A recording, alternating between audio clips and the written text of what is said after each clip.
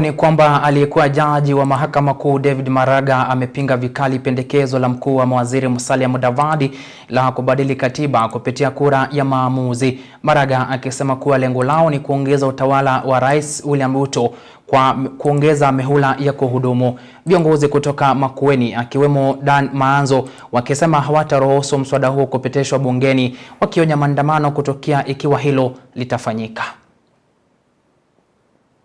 Pendekezo la mkuu wa mawaziri Musalia Mudavadi la kuwepo kwa kura ya maamuzi pamoja wakati wa uchaguzi mkuu wa mwaka 2027 ili kubadili katiba limeendelea kuzua tumbo joto na kupata upinzani mkali kutoka kwa Wakenya na hata viongozi nchini. I must speak the truth about a looming constitutional storm.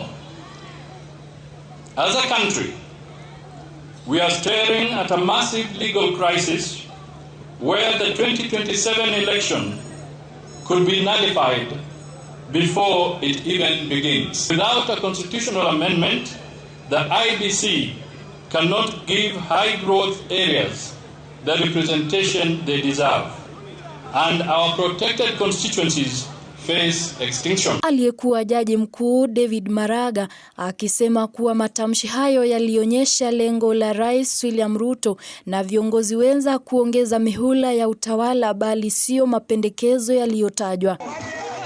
Akipinga matamshi hayo, Maraga ameweka wazi kuwa hakuna migogoro ya kikatiba bali ni kukosa kutekelezwa kwake na kukosa uaminifu, akiongeza kuwa Wakenya hawatahitaji kubadilishwa kwa katiba ya mwaka 2010 ila kuiheshimu na kufanikisha ipasavyo.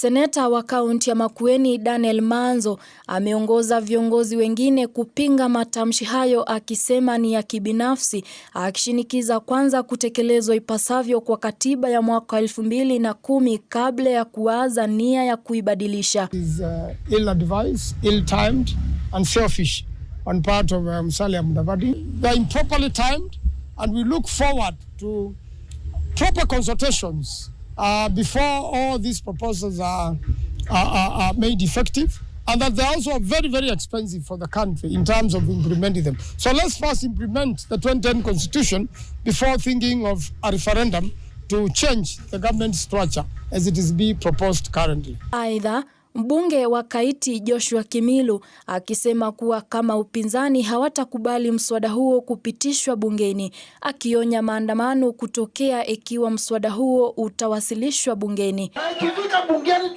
tutahakikisha kwamba tutaiangusha. Hakuna maneno ya referendum sasa. Na kama watasema kuna referendum, sasa ile maandamano walikuwa wanakataa, tutaingia hapo. Na hiyo ndio maana tunasema one time. Wataendelea kusema one time kwa nguvu sana. Kwa sababu Wakenya wanalia na njaa, Wakenya wanalia na school fees, na wao wanasema atuingie kwa referendum. Mimi nakaa kwa hiyo parliament. Nitahakikisha hiyo kitu haitapita. Kwa sababu wametuzoea. Caro Christopher, Undugu TV.